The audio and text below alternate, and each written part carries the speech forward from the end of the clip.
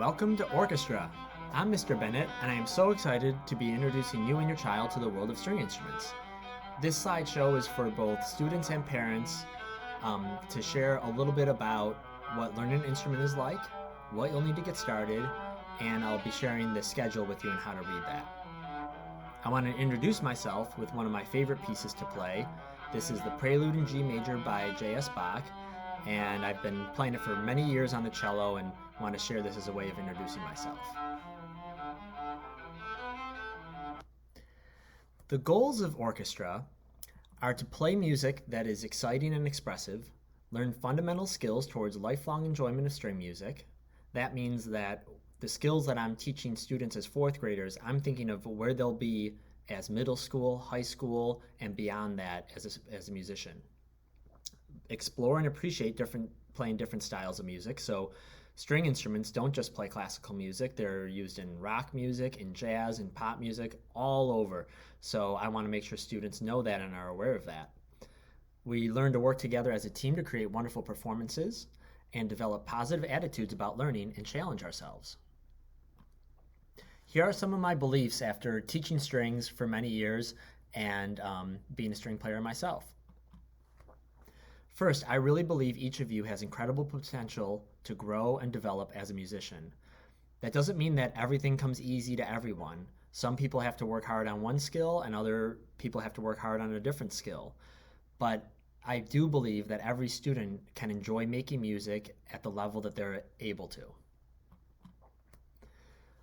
Learning music is like learning a language. We learn sound before sight. So just like when we were all babies, we babbled, and then we started to say words, and then we started putting those words together in sentences, and now we can fluently speak in our native tongue. We are going to follow that same process when we're learning to play an instrument. Some of our first sounds won't sound very much like a string instrument, but eventually our muscles and our ears will start to fine-tune those sounds into something that sounds beautiful and musical. Also, we will do a lot of learning before learning to read the notes. So we'll learn how to play a lot of stuff by rote, which means not reading music, because I think we need to develop our ears and how it should sound before we start to have to interpret the symbols. Same thing as we learn to speak before we started to learn to read. Playing an instrument is being part of a team. The energy and success of the group is determined by the positive contributions of all. This is pretty self-explanatory. And then learning requires an appreciation for mistakes and repetition. And I'm going to talk a little bit more about this. So what does learning an instrument look like?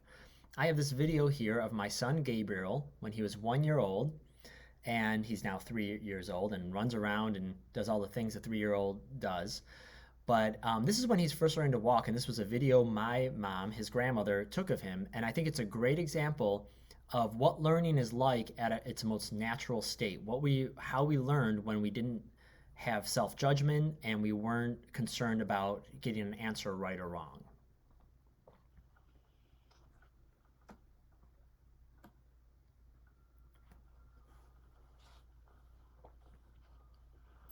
So like I said, he's just learning to walk. Yeah. Come on, up you go.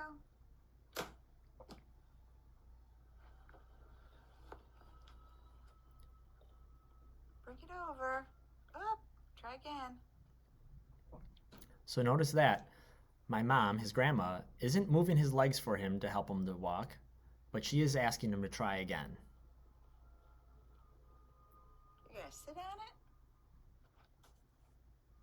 You're gonna sit on it?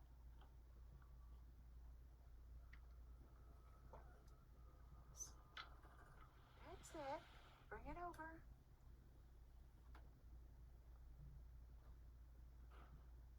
Pick it up and bring it over. Good job, Gabriel. Good job. Yay! So notice we don't have to keep watching it, but just like Gabriel, learning an instrument doesn't mean we're going to be perfect the first time. In fact, we're going to fall a lot. And when we were learning to walk, we fell many, many times, but we didn't get upset about it and we didn't, give up. Otherwise, we wouldn't be walking today. So playing an instrument requires us to be able to make some mistakes, but then keep trying and keep motivating ourselves to do that. So I like to think of it this way: the ability to do something equals knowledge plus 10,000 times. So I will be help showing you how to do things and giving you the knowledge to play your instrument. But then it also requires constant repetition. So practicing things many, many times before it starts to look fluid. And Gabriel right now is learning to walk and run as a 3-year-old, but he still can't run as fast as a high schooler who's on the track team, but he will eventually get there. So the 10,000 times might not be in the first year of learning, but it might be over many years.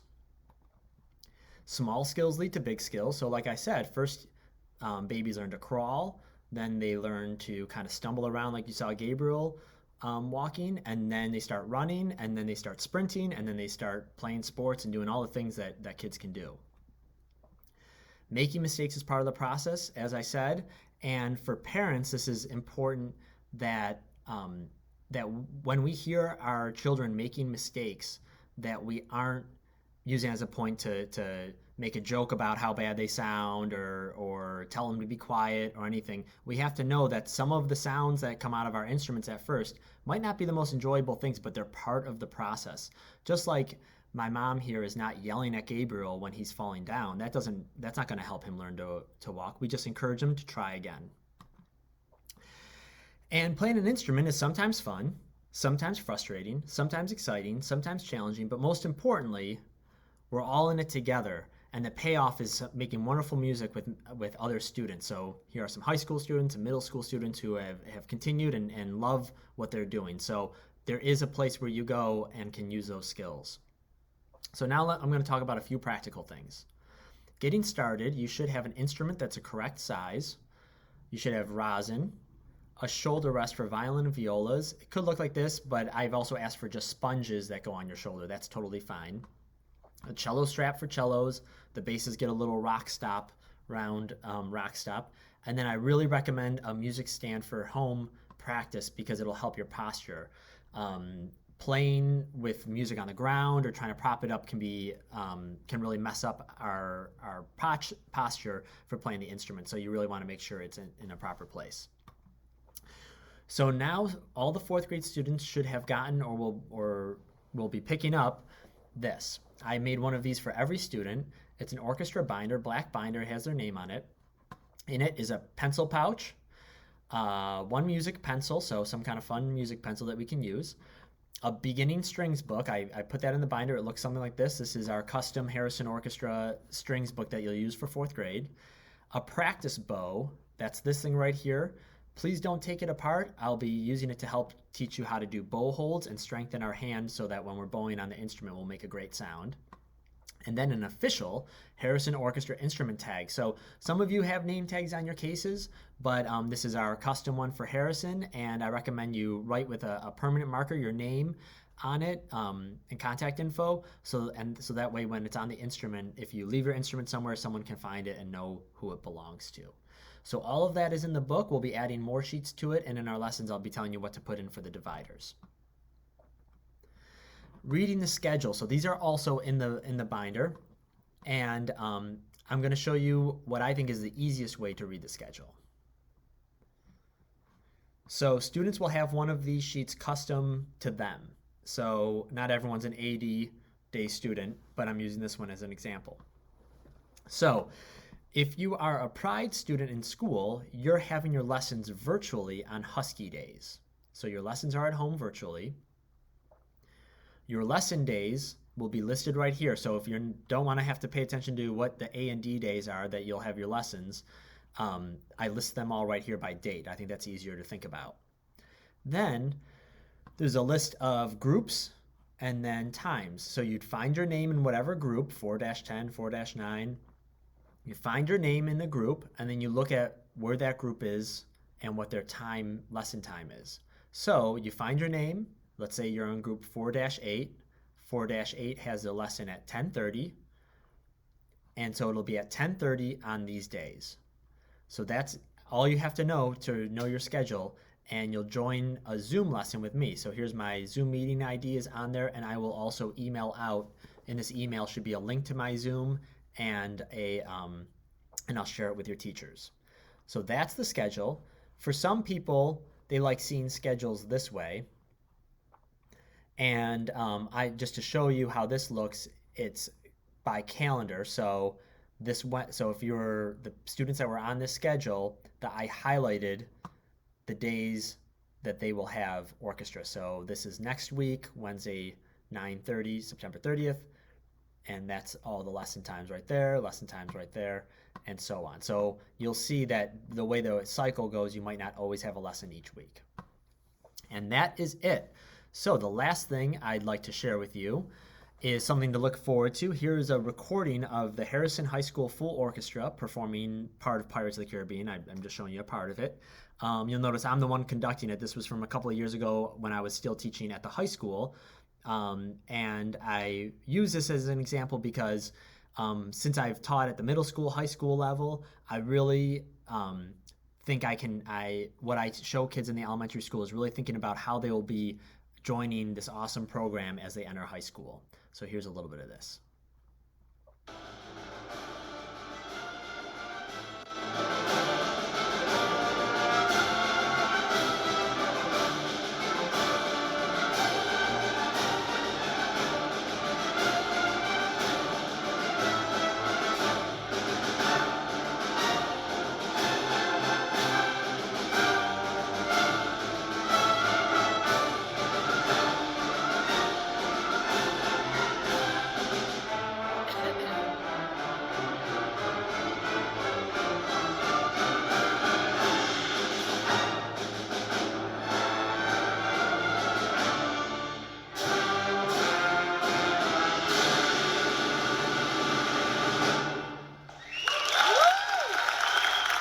So I hope this was helpful, and I can't wait to start working with your kids. Take care.